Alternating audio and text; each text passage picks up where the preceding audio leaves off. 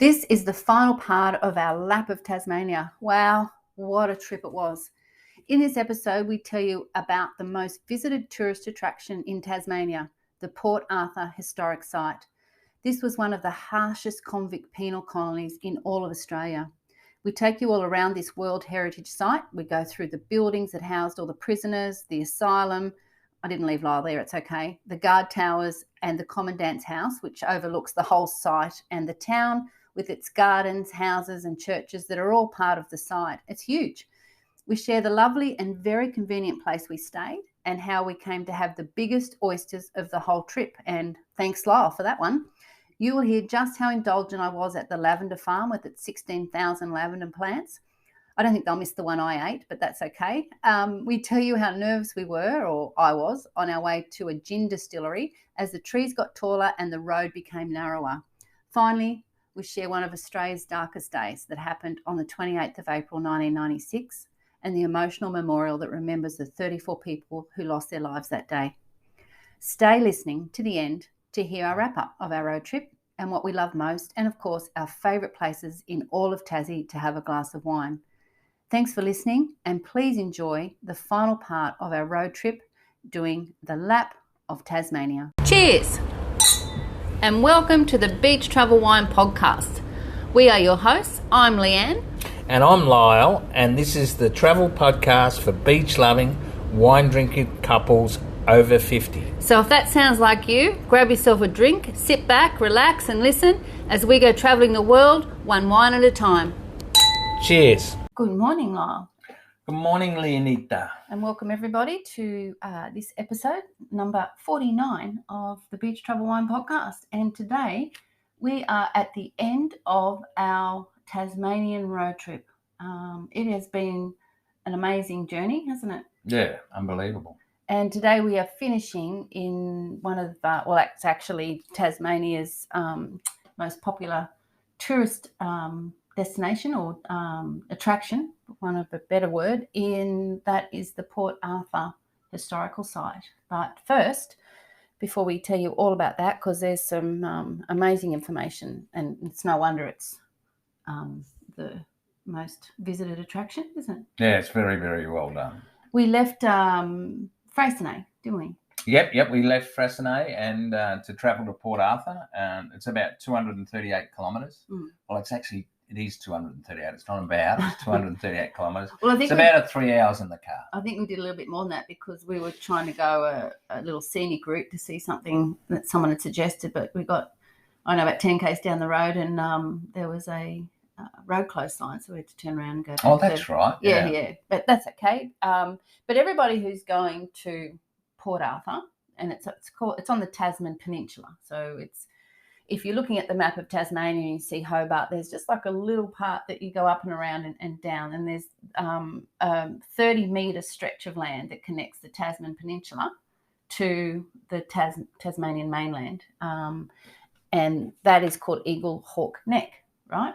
So everyone has to go through that, and it's quite scenic there as well. So you do that, which we did, obviously, yes. And on the way to Port Arthur, there are some lovely sights to see. It's actually the Tasman National Park, and I think most people have probably heard of the Tasman Arch and Devil's Kitchen, which is where we stopped to have a look, didn't we? Yeah, it was amazing. It was really talk about rugged coastline. Yeah. So the Tasman Arch is basically like a natural towering bridge, and you pull into the car park, and it's just a pretty dusty, ordinary car park, and you think, what's everyone talking about, this amazing site? And you literally walk just away from your car, and there it is. And it's been formed obviously over thousands and thousands of years, that when everyone knows how powerful the ocean can be. But it is spectacular. You're standing there and you're looking across, and there's this massive big arch, and the water's like all around the bottom, smashing up against the other rock, and then you can do about a 10 or 15 minute walk along the coastline, and you then can come to the other sort of attraction there called Devil's Kitchen. And That's not an arch, but it's like a really deep trench that's been, like formed by all the water as well, isn't it? Yeah. And it's pretty scary looking down at it. Yeah, it is. It's pretty intimidating, really. Yeah. But from there too, you can see, as you said, all along the coastline, and it's probably one of the ruggedest coastlines that I've ever seen. I'd have to say it's probably, it's, how can I put it? It really does show the most I've ever seen the power of the ocean and what it actually can do. Yes. Well, the stuff information, when I was trying to find exactly where it was in the Tasman park, it basically said it's known for its stunning cliffs, rock formations, and panoramic views, which it obviously is. Yeah. And also for taking photos, which I did. Yes, you did. And some videos. So yeah, obviously, once again, those photos are on the website.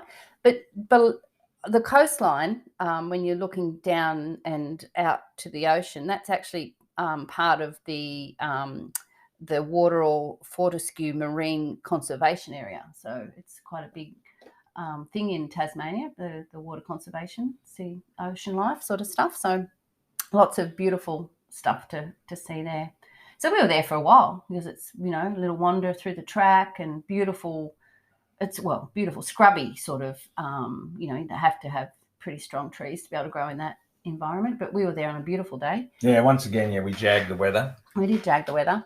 And so then we just, we headed into Port Arthur. We did drive past the lavender farm, which I'm going to talk about in a little while. But because I do love, my flowers, and I've been wanting to go to this lavender farm since we got, from the beginning, haven't I? Yes, you did. You were very focused on the lavender farm. But tell me a little bit about, there's not a lot to tell. It's not a big area, but Port Arthur itself, before we get to the historic site, it's just a little town, yeah? Yeah, look, it's a tiny little place. It's actually a population of about 251. Right. Give or take a couple, yeah. Yeah, look, it's quite a quaint little town. Yeah. I think the lavender farm's one of the hits, and also McHenry gin distillery and whiskey distillery. They're sort of the main. Well, there's also obviously hiking and stuff because it's a national park.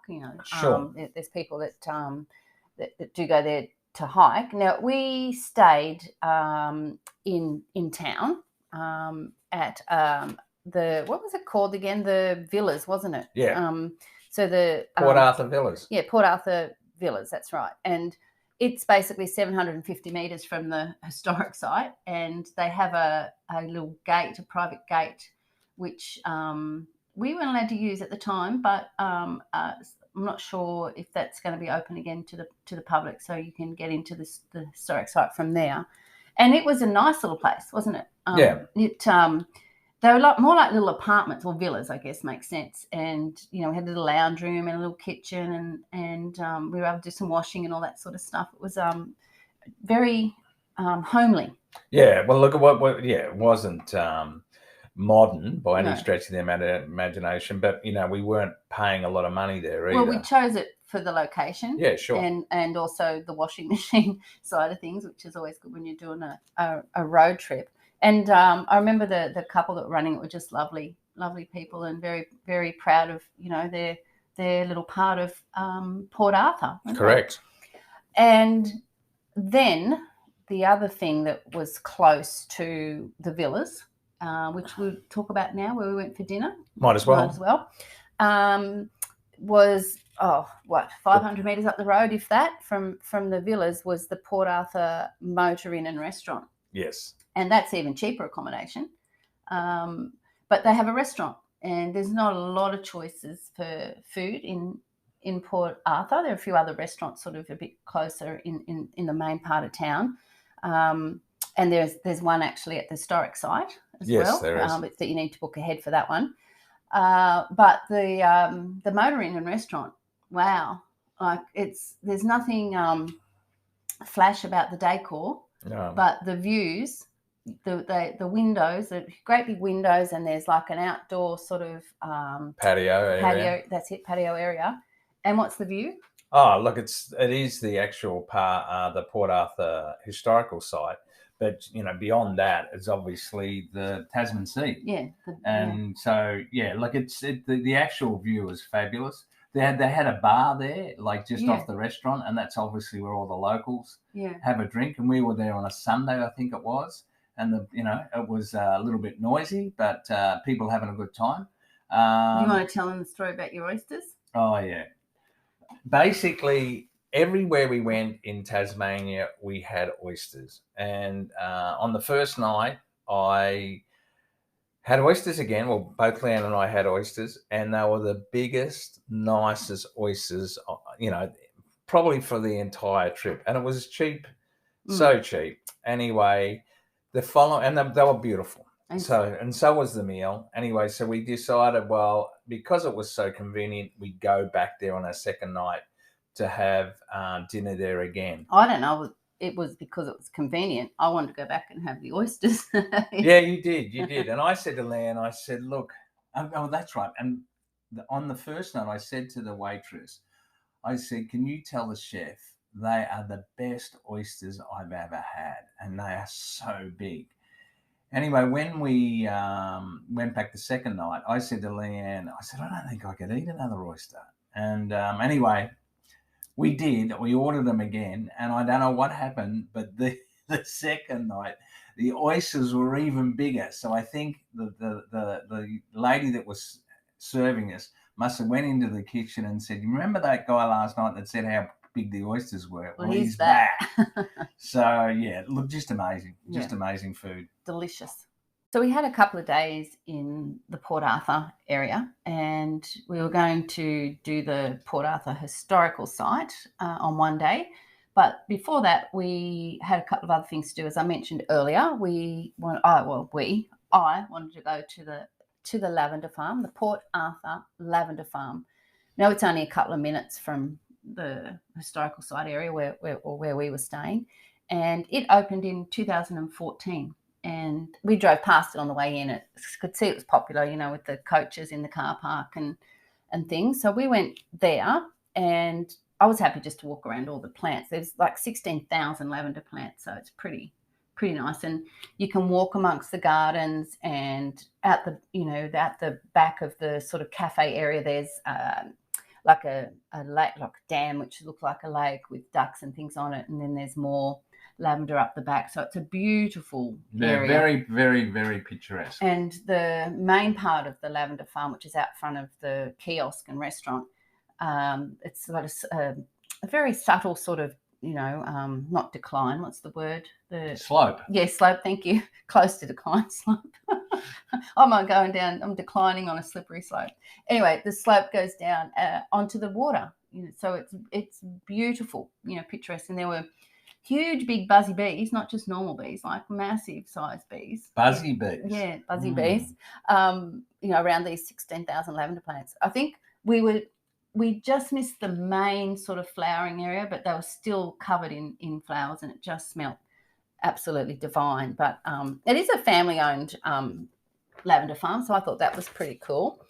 But I was determined to eat some lavender bits and pieces, not actual lavender plants, but on their menu, they had like beautiful lunch menu. You get soups and seafoods and all that sort of stuff.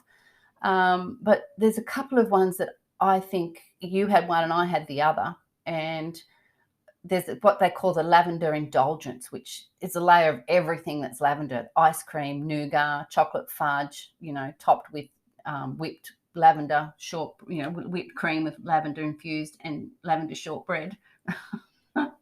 Sounds a bit decadent, but what I had, do you remember this? I've got a picture of this in the show notes. Oh my gosh, go and check it out. Like, it is divine. I had the blueberry pancakes. Now, they're blueberry and lavender infused pancakes topped with raspberry and strawberry compote, white chocolate and lavender ice cream, and whipped lavender cream. and I ate everything. I think I shared a bit. No, with you. you did. You couldn't actually finish it all. I actually did, and I was very, very thankful that you couldn't finish it all. Yeah, it was like I'm not a lavender big, boy. well, the pancakes and all the rest of it, but I had to do it. Yeah, you had to do it. And then, do you remember? You probably don't remember this. I had lavender Earl Grey tea. Yes, I do remember. That was divine. Yeah. I was so happy. You're in lavender heaven. I was in lavender heaven, but they've also got like a little gift shop there. So they've got lavender essential oils and handmade products. Stuff for bath and body creams and that sort of stuff. Even like homewares and linen, and there's even stationery made from the stems of the lavender, jams and honeys and lavender chocolates, all the good stuff, right? Yeah. So we wandered around there for a while. But one thing that I was totally blown away with was the drinks menu. Okay, you probably don't remember this, but they have lavender dark hot chocolate, lavender white hot chocolate, lavender latte, lavender spiders. You know what a spider is? It's like yeah. Lavender iced chocolate, lavender milkshakes, and lavender tea. As I said, they even had lavender liqueur affogato. And if it had been a little bit later in the day, I would have had a lavender daiquiri. But we're a bit early for the daiquiri. I think you're a little bit obsessed with the old lavender. I've got to say. It was a lovely day out, and they had, and once again, pictures in the show notes at beachtravelwine.com with this episode. Episode 49 is a purple sheep, not a real one. Like they had a couple out in the garden, Yeah. And I got some. Yeah, it was just beautiful. I really love that. So anyway, with our tummies full of lavender goodness, smelling divine, we then headed out to McHenry's Gin Distillery. Yeah, which is probably more my go than Leonita's. But yeah, McHenry's Gin and Whiskey Distillery, and they actually do make vodka as well. When we were driving there, we were sort of going down a dirt road, and we only saw one sign that said McHenry's Gin this way, and we kept going, and it seemed like the trees were getting taller and the road was getting narrower, and I'm starting to think, am I going to hear banjos playing? Yeah, the Deliverance theme. Any minute. And then you come across this, it almost looks like farm sheds, doesn't it? Like barns and things. And it's so rustic and so atmospheric. And I don't know how to describe this, and I'm going to let Lyle tell you about the gins because that's obviously more important. But we stepped out of the car there, and the air in that place. I mean, Tasmania, it has the cleanest air in the world, but I think McHenry's Gin has the cleanest air in Tasmania. Look, I get what you're saying. It was pretty amazing, but again, it was another beautiful day. We jagged it again with the weather, but yeah, look, it was magnificent. There's a little hint of coolness in the air. Yeah, sure, and the people were so friendly. I mean, actually, the guy that looked after us, he was actually from up on the Sunshine Coast, Maroochydore. That's right. And he was telling us how much he loved living there because he could just go down and get crayfish out of the water, and he loved what we were talking about, like just the freshness of the place. So we did you can do like a paddle, like a tasting paddle. Yes, we did that. Yeah, that was nice. We didn't do a tour of the facilities or anything. We just sat on the wooden deck outside and had our little tasting paddles. And which ones did we taste? Do you remember? Yeah, look, it was just to give you a bit of an idea. The owner's name is Bill McHenry. Yep. So nice Scottish name. It's open 7 days a week, 11 a.m. to 4. Yes. There for the cellar door or the tastings and sales during summer are 11 to 5, 7 days. The tours are 12 and 2 p.m. Monday to Friday. That you can get for $45 each, and includes tasting paddle and Glencairn souvenir glass. Yeah, so we didn't do that. So, but you can do that. You can just do the taste. But we did. We did do the paddle. I can't remember exactly what it costs, but yeah. Look, there's I think there's 1, 2, 3, 4, 5, 6, 7 gins. Yeah, I don't think we did that many, but no, I think we did 5. I think you can pick which ones you wanted. Yeah. We did, and well, actually, what we did is we asked for recommendations, Sure. and you particularly liked the butterfly gin. I did like the butterfly one, and do you know why? You know why? I'm going to tell you guys why. Because it starts as this dark blue color, Asiatic blue, and you put the tonic water in, and it turns beautiful rose pink. Correct. Is that the color? I got it right? Yep. Oh yeah. But one of them's won an award. They've got some pretty good medals on their walls, haven't they? Yeah. So they've won prizes at the World Gin Expo, and they've and Parliament House asked them to make one. Their Federation Gin was basically, they were approached by Parliament House in Canberra to make. It's certainly worth. We loved it. It was just the atmosphere, being out. You felt like you're in the bush, and you can imagine in Prohibition, that's what it would have looked like when people were making gin. It seemed like you were in a secret little gorgeous spot, enjoying the gin. Did you feel like that? Yeah. Look, I thought it was wonderful. The people were so helpful, so friendly, so knowledgeable. We learned a lot about the different botanic plants that they use.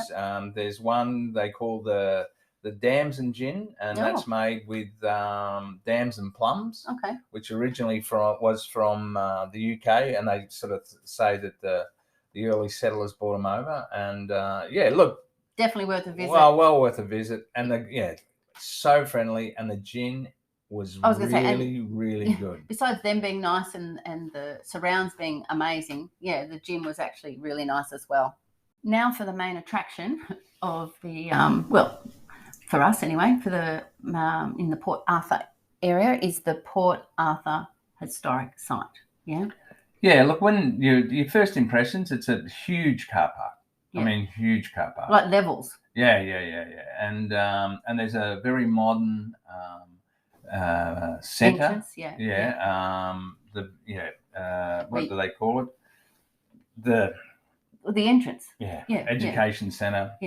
Where you go in. And that's quite new, and Leanne will talk to you about why that's reasonably new a little bit later in the podcast.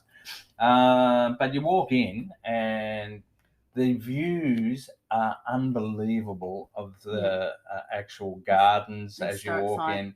The historic site. It was a jail or a penitentiary, but the actual views are beautiful. Yeah, you wouldn't know it. How big is it? It's 146 hectares or 100 acres. So that's pretty big. Yeah, so it housed up to 2,500 convicts served their sentences there. Yeah. Is a town and former convict settlement on the Tasman Peninsula on Tasmania's south coast. The site forms part of the Australian Convict Sites, a World Heritage property consisting of 11 remnant penal sites, originally built within the British Empire during the 18th and 19th century. UNESCO describes these sites as the best surviving examples of large-scale convict transportation and the colonial expansion of European power through the presence and labour of convicts. Wow, that's a mouthful. Lyle, it didn't last long though. No, look, it was named after George Arthur, the Lieutenant Governor of Van Diemen's Land. It was from 1833 until 1877. Port Arthur was the destination for the most hardened of convicted British criminals, having reoffended after their arrival in Australia. And also, rebellious personalities from other convict stations were also sent there. So it was for the badasses, basically. Right. But it didn't last long. No. Well, but that, from when they first set it up, but then that was before they built everything. So it lasted about 43 years, I think. but sort of went into a bit of disrepair. And the government, who at the time, politicians at the time, somebody was talking about trying to talk into a bit of a tourism thing back, years ago, centuries ago, and they said, who'd want to come and see this? And so it sort of fell into disrepair. But then a pastor from a church decided he would start operating it as a bit of a touristy thing and give the money to the church. And then it actually just didn't receive any funding until 1979. And that's when it was, the funding was received to preserve the site. So now it's funded by the government, and obviously the entrance fees and things help maintain it. And it became a World Heritage Site in 2010. Okay. Yeah, so it had quite a period of time where it didn't do a lot, and there were some fires as well, and earth tremors and things, so that a lot of the buildings were damaged as well. Yeah, the big thing, what I found most interesting is that the prison was completed in 1853 but extended in 1855. Right. The separate prison design signalled the shift from the physical punishment to psychological punishment. A hard corporal punishment such as whipping used in other penal stations was thought to only serve to harden the criminals. The silent system was implemented where prisoners were hooded and made to stay silent. This was supposed to allow the prisoners to reflect upon the actions that they had been brought here. Now, well, when you say the separate prison, interestingly enough, that was right next to the asylum. Yeah, like it was like, and you can go through that, like when you that's well, it's right on the other side of the site. So you're talking about that, and it's like this big round building, and they all come out from a courtyard area, and it's it's quite spooky walking through there. And then there's a church attached to that as well, isn't there? Yeah, there is a church, and within that church, because of the silent treatment, they, as they said, they wore hoods and they weren't allowed to speak. Yes. But in the actual, I suppose, the area where the prisoners, the pews, they're sort of walled. Yeah. So that they had their own little like cubicle. COVID isolation. Well, cubicle. So they couldn't see each other. Yeah. So they couldn't talk. But which the funny thing, just let me finish. The funny thing about that is that they thought by taking away from the whipping and that sort of thing was more humane than to go psychological rather than the corporal punishment. As it turned out, though, that they were wrong. They were wrong. Yeah. But, so let's go back. Let's go back to when you walk in from the car park, into the entrance area. There's it's quite a big area, isn't it? So can we talk about, when the infrastructure there and how much it costs, the tours and that sort of stuff? And then I'd like to sort of talk about the tour that we went in and what we saw when we did that. So so you pay to get in, and the infrastructure is great, isn't it? Oh, look at I actually found the whole experience was incredible. I really did. I thought it was so well done. Look, it's $47 a head, but that's for a 2-day or 2 consecutive day pass. We got there early and there were still people lined up. You saw it's very popular. Yep. A self-guided Port Arthur audio experience. This is what's included. Yeah. A 20-minute harbour cruise, complimentary site talks at key locations, access to more than 30 historical buildings and ruins, heritage gardens, and walking tours. Okay, yeah. Look, it is like you walk around and you can tell, it's old and you can tell it's a historic site, but it's very, very well maintained now. What I was going to say is we decided we'd do the free walking tour because I'd been there before and hadn't done it. And you like the history. Yeah. So what you do is you get your ticket and you meet downstairs, and it's almost like you're meeting on a cricket oval. Yeah. It's so picturesque. The grass is green. It's got beautiful shady trees. There's beautiful paths, and you look across the oval, as I'm calling it, to the other side, which there is like the the big penitentiary, right? So on one side, the penitentiary is, and the law courts and the guard tower. That's sort of the main site across from the entrance. A very impressive site, yeah. And there, so you can go and explore that, and but you're with the guide, because that's the thing. It's a 90-minute tour. It covers about 2 kilometres, and the guides are obviously extremely knowledgeable, and so they're volunteers, and they're volunteers. And the tours, the maximum 15 people. Okay, that's a pretty good size.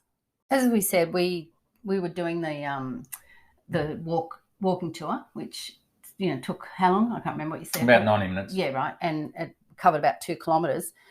But some of the things you see on the tour, and you just get a brief, history and of these places, and you can do some other more in-depth tours, which Lyle's going to tell us about in a minute.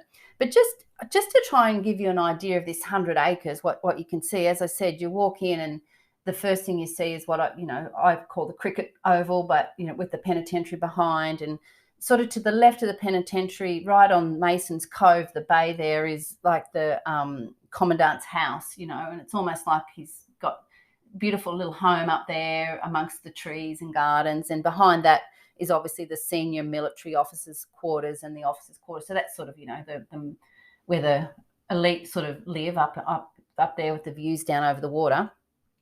Then sort of just to the right of the cricket oval, I call it, are the government gardens. And you wouldn't know you're in a penitentiary, right? They've got the paths up through the middle and the beautiful plants, you're walking around there. Do you remember that? What I think the as I understand it, they designed that part, which was like higher. They designed that part of the actual site so that when visitors came to visit the place, they didn't feel like they were in a penitentiary. Right. And I do remember now too, there were orchards and things too. So obviously they're growing all of their own food there. Yeah. But and you can actually go into the commandant's house. I was just going to say, the commandant's house. I'm talking about the government gardens and the cottage, which is separate still. So as you're facing the oval, you've got the commandant's house to the left, but to the right are the great big gardens, and behind the gardens is government cottage, and that's sort of more where the town was, where things like the church and the parsonage house, the accountant's house, the chaplain's house, the visiting magistrate's house, the junior medical officer's house. So they had all of that sort of up that area. So it was just like a real little town, up there. But what you were saying is the commandant's house. You can go into the commandant's house. And you can walk through. You can walk through, and you can see basically all the old style furniture, all the antiques. There's some original wallpaper there. Yeah, that's right. And basically, at most of the significant attractions, there are local volunteers there that will answer any question that you want. Yeah, actually, the guy. Answered. I don't know if you remember, but the guide there, he was American. That's correct. Yeah, he was. Yeah, I remember. Yeah, I do remember. But I've got some lovely photos of the commandant's house and the area, like from the water looking back at it, and also looking from the views that they had. And you'd think you're in like a Gardening Australia area. It was just so beautiful. One of the things I remember about the commandant's house, though, was he showed us was like what they call I don't know what it's called. I'm calling it the smoking room. So they all had dinner, with the wives and everything, and then all the women had to leave, and the men sat around with their whiskey and their cigars or whatever they did back then. Yeah. So that's the magistrate's house, and you can walk through it, and it's still, as you said, quite authentic of how it was back then. So I love wandering around the gardens, and there's a big church now. It looks like it's a full church until you get there, and it's basically just the facade. But you've got the church tower, and you can just see how big that was as well. And that's sort of up on top of the hill, the other way, looking down over, the government gardens and Mason Cove down there. But what are your What have you got to tell me about maybe the penitentiary in some of these buildings, Darwin? Have you got Okay, well, I'd like to do is basically just give you a bit of an idea of the other tours. of the Sure, other sure, tours. that's what you've So, said. Yeah. so you've got the Isle of the Dead cemetery tour. Now that's adults $30, kids $15. More than 1,000 convict soldiers and free settlers were buried on the tiny island. So convicts and soldiers. Yeah, convict soldiers and free settlers. So basically, it was the cemetery. Now, just before you keep going, sorry, as part of the entrance fee that we paid, you actually get a boat tour that takes you out around. Correct. That. So, but what you're talking is actually going onto the island. Yes, you can go onto the island, and then you've got guides there that basically tell you about who's buried underneath. And whether it be the more infamous or the more famous. So we didn't do that. No, but I think that would have been great. Yeah, but I enjoyed the tour around, because there's a lot of, as you go around the boat, there's obviously audio guides talking to you as Correct. you're going. Yeah. It's part of the deal. You do get an audio guide as well. There's also the commandant's tour, which again is $30. That's a 90-minute walking tour, which incorporates Port Arthur's most significant buildings. So it's just a more detailed tour. And I think if we go back, when we go back, you'd like to do that. Probably. Yep. And then we've got also the Escape from Port Arthur tour. That's $20 for adults. Port Arthur was deliberately positioned to prevent convicts from escaping, surrounded by wild seas with only the narrow Eagle Hawk Neck isthmus that needed to be guarded against land escape. So that was the only land they could get out of. Yeah, and that's an hour. And that's only 30 metres long wide. Tour. Dips into tales of those who tried to break out and the extreme measures they took. Then there's the ghost tour. Before the ghost tour, there's always people trying to break out, isn't there? So that would be, that would be. But the other thing, the reason I interrupted you there, Don, is they made everybody believe that the waters were shark infested as well, didn't they? Yeah. So that's true. The media of the day. Yeah, they're the propaganda. The ABC of. Sorry. That slipped out. Yeah. The ghost tour, $35, and you actually, for those that actually do it, they get a certificate of bravery and courage. Did you say a certificate of stupidity? Well, you said you wouldn't do it. I reckon it'd be a bit of fun. It's only done on Wednesdays and Saturday nights. So the ghosts only come out 2 times a week. So this is the spiel. The spiel. Brave and after dark visit to one of Australia's most... Yes. What is that word? Haunted locations on the spine-chilling 1.5 walking tour. 1.5 hours or 1.5 kilometres? 1.5 hours. Okay. That's how long it goes for. Hear terrifying tales of ghosts and paranormal activity. That date back to the 17th century and listen out for ghostly footsteps as you tiptoe around the former penal colony. You can stick that up your penal clacker. That's scary even reading it. I know, right? But so that I imagine people would love doing that. Oh, sure. I think it'd be, I wouldn't mind doing it, but anyway. Well, you can. I'll go and have a McHenry gin at the lavender farm with my lavender daiquiri. That wouldn't surprise me at all. Now, now you did mention the penitentiary. Well, it's just the most foreboding building. That's all, and it obviously housed, all the prisoners and. But isn't there a flour mill they tried to start there? Okay, this is the spiel. I'm going to read this as well. So you got your glasses on. The building was originally built as a flour mill and granary in 1845 to supply the settlement with flour. The venture failed and the building lay empty until between 1854 and 1857. It was converted into a penitentiary. It had 136 separate cells on the bottom 2 floors for those which the commandant called the lion's prisoners.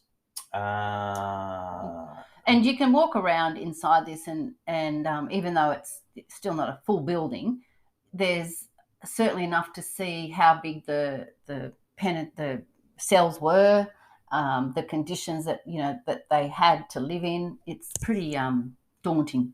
Yeah. So the commandant called one of the commandants called them the lions, and these were the badasses basically. So they ate and slept there. Yes. And the guard towers are watching over all this as well. And I've got some really nice photos of the penitentiary and the guard towers as well on our website at beachtravelwine.com. With this episode 49, it's worth going to have a look at those, because you'll think you're in a beautiful city, and then you realize it's a jail. Sorry, Dom, I interrupted you there. Yeah, that's okay. You're in charge. Above the cells was a dining hall which doubled up as a schoolroom at night, the prisoners' library, and a Catholic chapel. On the top floor was a dormitory for 348 better behaved men. Oh. At the western end were a kitchen and bakery. In front was a yard surrounded by a low wall. Here men were assembled to hear prayers and be counted before and after work. The laundry and the toilet block lay behind the main building. It included a sheltered external yard with fireplace, toilets, and clothing store, laundry and drying room. It was gutted by fire in 1897, and bricks were taken away to build many of the local houses and sheds. Yeah, so they were lucky they had a fireplace there. Yeah. Yeah, it would have been cold. Yeah, so the penitentiary is certainly one of the main things to go and look at while you're there. See or not? Yeah, it was very interesting. As you can see, the Port Arthur historical site has so much to see, and we've probably left stuff out, and you definitely could spend. Well, we did spend hours there, just enjoying, wandering around after our tour, didn't we? Yeah. Yeah. Look, as you're aware, I love the history, but it was just an absolutely beautiful, picturesque place. Yeah, beautiful. Now, one of the things we mentioned earlier was where you go in. There's a cafe area, and it's got like a gift shop, and it's got interactive, area, and galleries of some of the prisoners and that sort of stuff. So it's quite a nice place. I think a lot of locals actually just go there to have coffee and that sort of stuff. Now that was built after 1996, so it's quite new, and you couldn't talk about the Port Arthur site without mentioning this awful thing that happened there, and we don't want to dwell on it because people. Anyway, let me tell you about it. On the 28th of April 1996, there were 35 people killed and 23 people injured in one of Australia's darkest days. Really, it was pretty awful, and they were killed by one lone gunman. Now, Port Arthur historical site don't like to make that the reason people go to visit, but a lot of it happened in the car park and the old cafe, and so that old cafe is now no longer used, and they've built this new entrance. But also, as part of what happened that day, they built a memorial area to all those people that lost their lives, and it's a very what's the word I'm looking for? Very subtle, respectful memorial, and you sort of have to go out of your way to find it. It's in behind a little garden area, and there's a big water area it's on the side of where the old cafe was, and there's got all the people's names on one wooden cross there, and it's very moving. Very, very moving. And, definitely when you go there, don't think it's morbid. You're going there to pay your respects to these people that lost their lives, yeah? Yep. And, I actually knew someone that died in that awful day. And if there's any good to come out of that, it would be that the gun laws in Australia were completely overhauled, and we haven't had an incident like that for a long time. Yeah, that's true. It was a huge change in gun laws, and they did it, and as you said, it was the right thing to do. And if you want to know more, you can find out yourself. But that's all we're going to say about it. It's just a very moving memorial to go and visit. Yeah, absolutely. So that really brings us to the end of our fantastic road trip. We should have added up all the Ks we did. Really. Well, I think to do the lap, it's about 1,500. Okay. Kilometres. Well, I guess it depends where you go, but yeah. But generally, on average, I suppose. So Lap of Tasmania, everyone should do it. You know, whether you want to do it in a camper van or don't be ridiculous, like we did. You know, in the luxury of a nice car and stopping at the places, and you know, all the previous episodes. You know, you can go back and listen to those and just see what a wonderful place Tasmania is. So, what was your favourite part of the trip, or the favourite area, town? That's a really hard question. I think, okay, there's a couple of things. I think Opossum Bay right back from the beginning because that was beautiful. My really good friend lives there, and it's just a stunning place. I was blown away by. Well, I was going to say everywhere. Like the Strawn and the Gordon Franklin River cruise we did was amazing. Nelson Falls, Montezuma Falls, Cradle Mountain. You know, even the beautiful views from Stanley and and the Freycinet and the Bay of Fires and look. When I think I'd have to say Tasmania for me is just one of those places everyone should go and experience. But when I look back over the episodes we've done and pictures we've taken, I think it can be summed up in, for me, 3 words. And the first one is, well, spectacular scenery. I'm calling that one word. That's, there's things in Tasmania that you won't see anywhere else. It's just absolutely gobsmackingly spectacular. 2 would be the food, the fresh seafood, the produce, some of the most amazing food I've ever had. Does that include wine? Word 3 is wine. So they're my 3: scenery, food, and the wine. I have not had a Tasmanian wine that I just didn't want to buy more of. Yeah, they're not just good; they're amazing. Yeah. For me, the uniqueness for me was the size. Mm-hmm. It's small. You can drive in 3 hours. You can drive from the south to the north, which in Australia mainland, it's just so big. So to be able to do that in one state was amazing. I think and the diversity from one to the other. Yeah. And I think the West Coast to the East Coast could be like 2 different countries. Sure. So the rugged wilderness on the left, to the beautiful, the boulders and the white sands and the blue turquoise waters on the East Coast. On the East Coast, and again, the East Coast wines were just amazing. So Hobart, I've got to say, is a great city. We talked about it. Actually, Lan and I were talking about it the other day. We'd go there for a weekend. Yeah, you could fly down there for a weekend, and because everything's so close, you've got 3 wine areas within half an hour, 3 wine regions within 30 minutes, depending on which way you go. You've got the Mona, you've got the Salamanca markets, and all the restaurants along the wharf. around the wharf. Mount Wellington.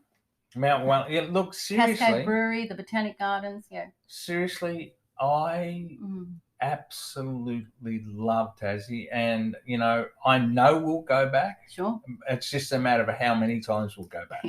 All right. Well, before we finish off, I'd be remiss if you know what I'm going to ask. This is a tough one. Actually, no, we've done favourite wines in other places, so let's talk about this area. Which there wasn't many places that we had wine. No, let's talk about your favourite wine in Tasmania, a place to have a wine in all of our trip. Where was it? Oh, my goodness. I would turn around and I would say having a lovely glass of Ballangong in Cradle Mountain in the restaurant there with the patio was amazing. And my favourite meal was at St Helens. Seafood laksa. You've got it. Yeah, okay. Wow. Well, that is my favourite meal, can I?